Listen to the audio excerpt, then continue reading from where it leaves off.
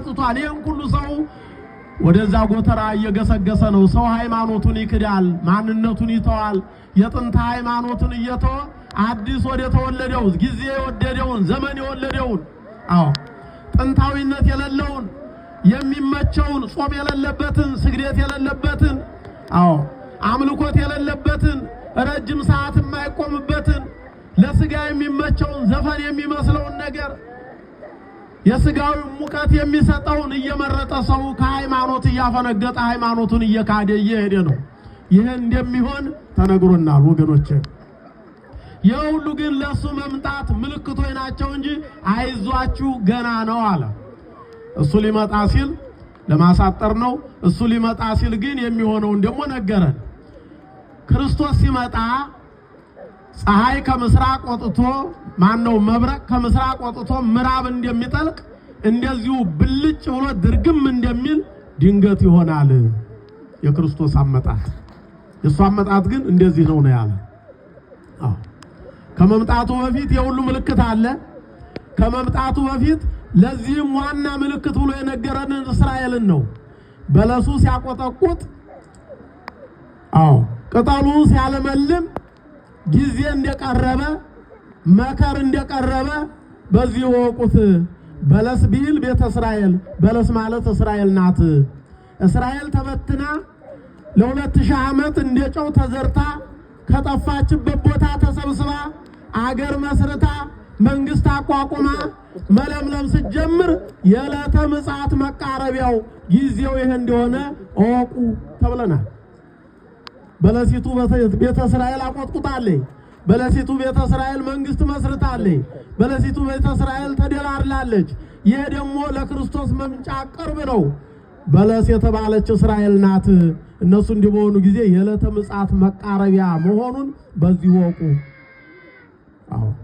አሁን ምልክቶቹ እየተፈጸሙ 8ኛው ሺህ ላይ እኮ ነው ያለነው። 8ኛው ሺህ ከገባ 500 ዓመት አልፎታል። ታውቃላችሁ ይሄን። ነገር ግን መጀመሪያው ይሁን መካከል ላይ ይሁን መጨረሻ ላይ ይሁን የክርስቶስን አመጣጥ የሚያውቀለም እኔ አመጣጤን ማንም አያውቅም ነው ያለው። ማንም አያውቅም። የሰማይ መላእክት እንኳን አያውቁም። ድንገት ነው በመጣው ነው ያለው። ግን ድንገት ሲል ለሱ አመጣጥ ነው እንጂ ለኛ ተነግሮናል። የ2000 ዓመት ስንሰበክ ነው የኖር ነው። ንበሩ ድለዋኒክሙ ተዘጋጅታችሁ ኑሩ። ተዘጋጅታችሁ ኑሩ። እመጽ ከመሰራቂ እንደ ሌባው እመጣለሁ። ባለቤት ሌባ በሌሊት በየትኛው ክፍል እንደሚመጣ ቢያውቅ ኑሮ ቁጭ ብሎ ተክቶ በጠበቀ ነበር። ቤቱ እንዲጎደፈር ግድግዳው እንዲፈርስ አይፈልግም ነበር። ባላወቀው ሰዓት መጥቶ ግድግዳ ፍሮ ቤቱን ቆፍሮ ሰርቆ እንደሚወስድ የኔም አመጣጥ እንደዚሁ ድንገት ነው የሚሆነው። ንበሩ ድለዋኒክሙ ተዘጋጅታችሁ ግን ኑሩ። ንስሐ ገብታችሁ ሕይወታችሁን አስተካክላችሁ ኑሩ ያለን ፈጣሪያችን ወገኖቼ። ስለዚህ አሁን ይሄንን እያሰብን ንስሐ እየገባን የሱን መምጣት እንጠባበቅ። አሁን ንስሐ ያልገባ ሰው ንስሐ የሚገባበት ነው። ወደ ስጋው ደሙ ያልመጣ ስጋው ደሙ የሚቀበልበት ጊዜ ነው። ዛሬ የጥል ግድግዳ አፍርሰን ጽድቅ የምንሰራበት ነው።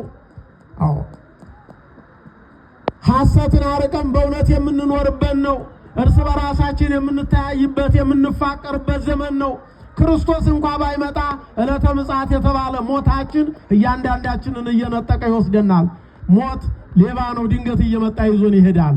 ስለዚህ ይህ የተነገረ ዕለተ ምጽአቱ እንደሚመጣ የነገረን እዚህ አሁን ያላችሁበት ቦታ ላይ ሆኖ ነው ለሐዋርያቱ የነገረ። ደብረ ዘይት ብዙ ታምራት ተሰርቶበታል። ያንን ታሪኩን በሌላም ስለምታውቁት ደብረ ዘይት ማለት የወይራ ተራራ የወይራ ዛፍ የበዛበት ተራራ ማለት ነው። ደብረ ዘይት ክርስቶስ ቀን ቀን በኢየሩሳሌም እያስተማረ ውሎ ማታ ማታ ያድር የነበረው በደብረ ዘይት ነው። በደብረ ዘይት የነቢያት መቃብር አለ። በደብረ ዘይት አቡነ ዘበሰማያትን ያስተማራቸው ደቀ መዛሙርቱም በዚህ ነው። በደብረ ዘይት ነብዩ ዘካርያስ እንደነገረን ክርስቶስ እንደሚመጣ ደብረ ዘይትን ከሁለት እንደሚሰነጥቀው ታላቅ ሸለቆ እንደሚሆን በዚህም ሙታን ሁሉ እንደሚነሱ ከመጽፍቀተ ሮማን የሞቱት ነፍሳት ሁሉ በዚህ እንደገና በትንሣኤ ዘጉባኤ እንደሚነሱ በደብረ ዘይት ብዙ ታምራት የተሰራበት ነው። ይሁዳ እንደሚያስይዘው ለመጀመሪያ በደብረ ዘይት ነው የገለጠላቸው። ያረገው በደብረ ዘይት ነው። ዳግመኛም የሚመጣው በደብረ ዘይት ነው። ይህንንም ለማወቅ የሐዋርያት ሥራ ምዕራፍ 1 ላይ እዚሁ ላይ ሲያርግ ሐዋርያት 36 ቅዱሳት አንስት 72 አርድእት መለኮት ወደ ላይ በመርቀቅ ሳይሆን በመራቅ ወደ ላይ ሲወጣ እንዲህ ሲመለከቱት መላእክት ለሐዋርያት እናንተ የገሊላ ሰዎች እዚህ ሁናችሁ ምን ታያላችሁ? ይህ ወደ ላይ ሲያርግ ያያችሁት ኢየሱስ ዳግመኛ ይመጣል ብለዋቸዋል። ዳግመኛ እንደሚመጣ የተነገረበት ያረገበትም ደብረ ዘይት ነው። ይቺ ደብረ ዘይት ብዙ ስራ ተሰርቶባታል። ገና ደግሞ ሁላችንም የምንነሳው አውሬም የበላው ውሃም የወሰደው አፈርም የገባው ስጋው ተቆራርጦ የትም የወደቀው ይሄ ሁሉ የሚነሳው በዚሁ በደብረ ዘይት ነው። ዕለተ ምጽአት ትንሣኤ ዘጉባኤ የሚካሄደው በዚህ ነው። የወጉት እያዩት እጁን የቸነከሩት የገረፉት ያቆሰሉት እያዩት ክርስቶስ የሚመጣው ከነችንካሩ ያንን እያዩት ይመጣል ተብሎ የተነገረው በዚህ ነው። ራዕየ ዮሐንስ ምዕራፍ 1 ላይ ይዩት። የወጉት እያዩት ይመጣል ነው የሚለው።